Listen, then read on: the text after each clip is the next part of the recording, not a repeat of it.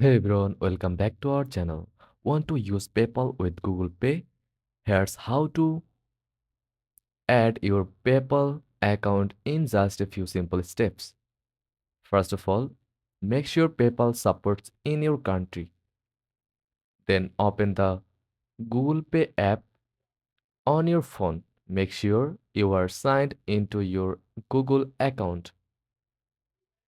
Tap on your profile icon, then select Payment and Passes. Then tap Add Payment Method. From the list of options, choose PayPal and follow the on-screen instructions. Enter your PayPal login details and confirm the link. You may also set PayPal as your default payment method if you would like. Your PayPal account is now linked to Google Pay. Use it to make fast and secure payments anywhere Google Pay is accepted. And that's it. Try it today and enjoy seamless transactions with Google Pay and PayPal. If this guide was helpful, don't forget to like and subscribe for more quick tutorials. Thanks for watching.